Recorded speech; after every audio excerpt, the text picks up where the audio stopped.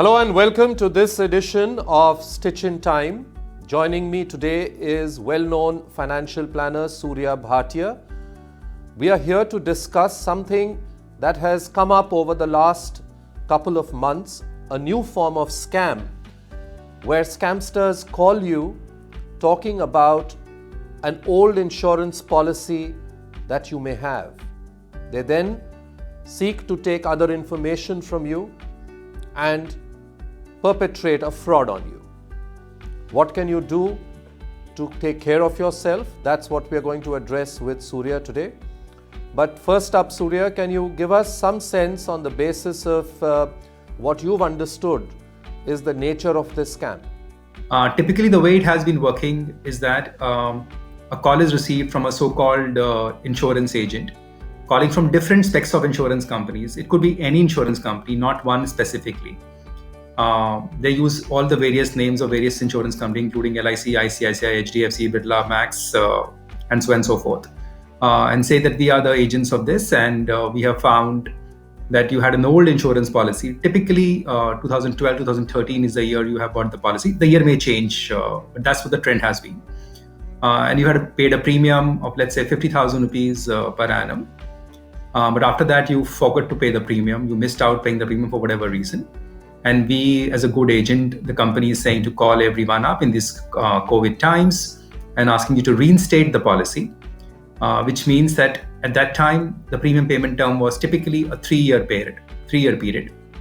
So pay the next 2 years of premium. If it is 50,000, it translates to 50 into 2, 1 lakh rupee.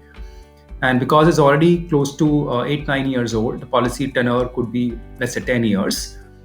You actually get your money back within the next 2 years. So which means by paying a lakh of rupee, you get close to 2.5 lakh rupees of money back in the next 2 years. This actually gives you a lot of, I think all the investors believe that they would have bought that policy. See, because it's not a policy existing in the record, they thought they could have bought it. Maybe their agent would have sold it to them at some point of time. It's already 8-9 years old. Maybe one of the banks would have sold this. So they think they don't remember, but then because it involves money and money coming to them, that's the tool these fraudsters are using, saying that this money is come due to you, you pay the premium, and the way they sound and the way they talk is so convincing. I really say that that it's very, very hard for people to really say that it's not true, unless you are knowing something about it and you actually fall in their trap. And many of the people actually have fallen, even if few of them we know of.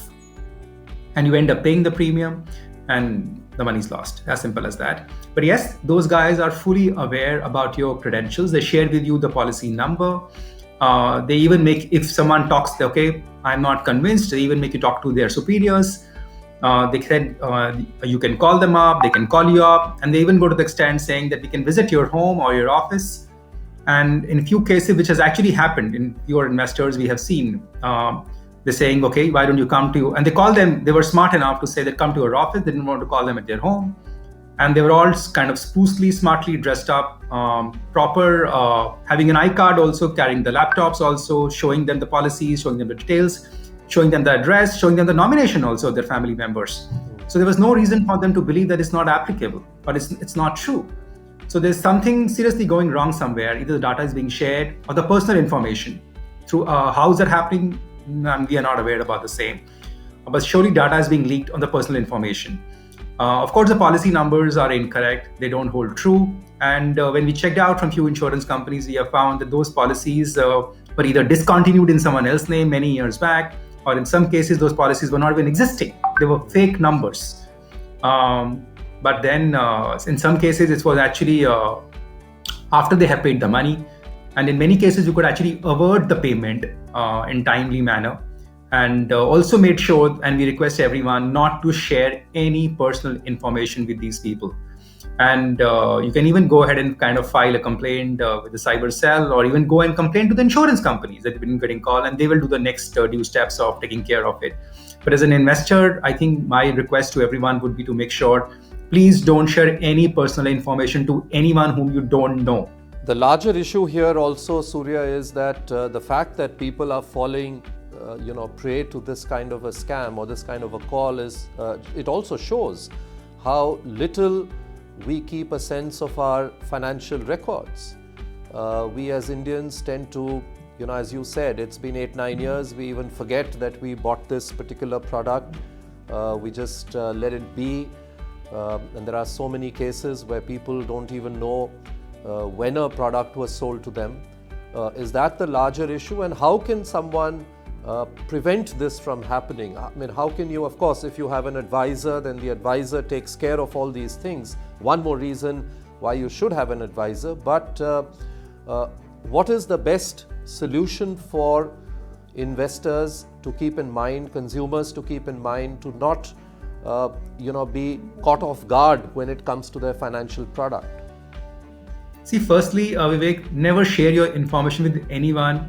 I think the methodology they are using is to, is your any basic instinct of your greed, which everyone has, including me for that matter. If someone comes and tells me I owe you 1 lakh of rupee, I will just not think twice and say, okay, you can give it to me, and then we'll talk about it, whether you owe this money to me or not. So you have to be very careful when it comes to money matters. Firstly, never share any information with anyone. That's what I just said earlier also, and I'll repeat the same thing again. Second, if someone even comes and tells you that you have that insurance policy, there is no reason for you to share data points with anyone. You go back, check your records. If you're doing your investments yourself, open your files to see whether you had that with you or not. If not, check with your advisor about it. And because those guys are targeting that you have to pay this today, and tomorrow will never happen, and today is the last day. That's why they are trying to entice you to pay it right away, not even give you time to think. So just take a step back, because I think very simple logic, which I end up telling all my acquaintance and investors and family and friends, is no one comes to you and tell you that I owe you money and please take this. We're not in that good world right now. Let's be very open about it. How will someone come and tell you after 8 years that I owe you this money, please take it from me? At least I have not seen this in my lifetime, and I can ask you in this open forum that have you ever received a call like this, or have you ever faced this? I don't believe so. So certain things which are too good to be true is actually not true. So please take it with a pinch of salt. Do your homework well. And this also makes me tell that in case you believe that there could be a policy issued by you, please make sure your financial records are in order. And if you don't even know whether you have an insurance policy, why did you even take it? You take an insurance policy to guard your family against anything happening to yourself. And if you don't even know that you have a policy, how will you think that your family members will know?